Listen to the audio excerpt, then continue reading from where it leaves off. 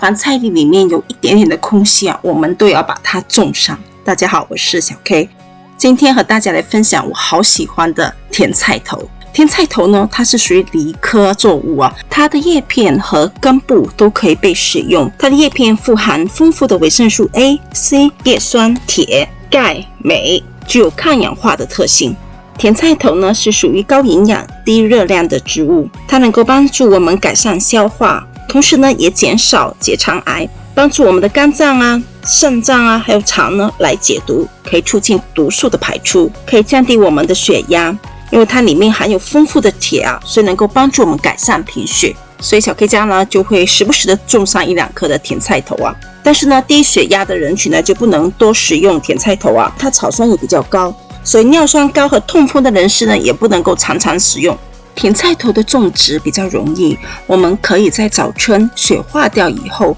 土壤松动了，我们把土壤消毒，加入堆肥土和复合肥，提前在室内把甜菜头的种子来浸泡24个小时，直接直播在地里。小 K 今年做了一个测试，发现直播和提前在室内育苗再移栽并没有太多的差别，所以简单化，我们就在室外来直播就好。种子播种的时候需要深一点点，大概是在2-3厘米那间距呢会在5到10厘米，土壤大约在6到7，光照需要每天在6个小时或以上，发芽的温度是在10度或以上，温度合适发芽为5到7天，是非常快速的。若土壤温度偏低，那发芽的时间就会长一点。通常24度或以上对甜菜头的种植来说就是太热了，所以我们要选择提前把它收割，以免它进入抽苔的状况。今年小 K 是在4月底的时候在户外来直播，6月底呢我也开始收获了。按照不同品种，甜菜头从下播种子到收获大约会在50到70。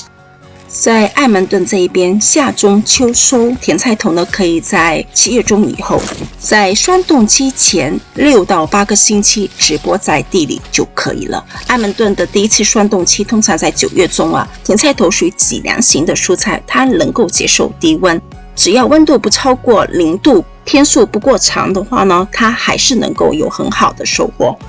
甜菜头的叶片和根部均可被食用，根部我们可以在乒乓球大小的时候就开始来收获，尽量不要大到超过网球大小要不然呢它就会有木质化，那个土腥味就会更加重了。整个种植周期呢只需要在当初直播的时候下足够的底肥，我们不需要再追加肥料。若是担心它养分不足可以加肥料，但不要加氮肥以免它的叶片生长过多，以至于这个根部变得偏小。我们可以边收叶片，到最后的时候再来收它的根部。如果要收它的叶片呢，尽量不要超过止住一半的数量的叶片，要留下另外的一半来进行光合作用。若是收走了叶片，的确它的根部会稍微小一点点，我们要做一个斟酌了。甜菜头的叶片呢，我们是可以像菠菜一样去清炒凉拌，根部呢我们可以拿去生榨汁，就是不要给它煮，直接拿去榨汁。的确甜菜头不管是它的叶片或者是根部，特别是根部会有土腥味，小 K 通常会加入其他的水果还有蔬菜来做榨汁的动作。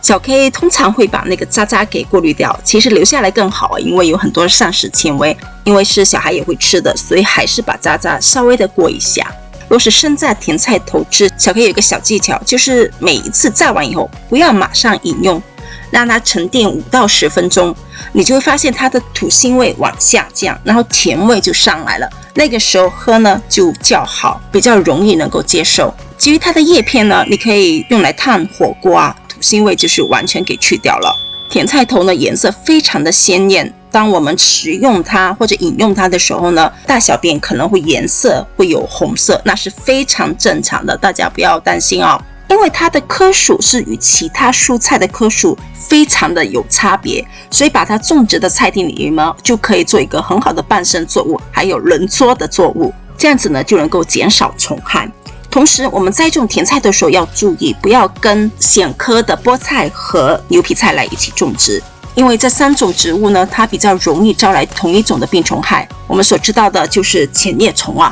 浅叶虫应该叫浅叶鹰它是某一些甲虫、苍蝇、蛾或者巨鹰的幼虫。那那这些幼虫呢，它就附着在叶片上面，慢慢钻入我们的叶片里面呢，就在里面产卵，慢慢的孵化成虫。它们在整个居住的过程当中呢，会在叶片上面走来走去，那就会爬出一条线出来。琴叶虫呢非常容易辨认，若是在菜地里面看到它们呢，直接把它叶片摘下来，然后摧毁掉。可以用之前小 K 做的那个肥皂水啊，来喷洒在叶片当中，你会发现过一段时间就没有昆虫附着在上面，那就没有琴叶虫这个情况出现了。甜菜头呢是一个非常好的共生作物啊，它可以跟菜地里面的十字花科一起来同种，生菜呀、葱啊、洋葱啊、蒜啊、玉米啊一起栽种都是没有问题的。它可以跟矮生型的豆科来一起种植，但爬藤类的豆科呢，请不要跟甜菜头一起栽种哦。有些朋友呢不能够接受它的叶片那个草腥味，请不要把它扔掉哦，你可以把它当做堆肥。甜菜头的叶片含有丰富的锰和铁，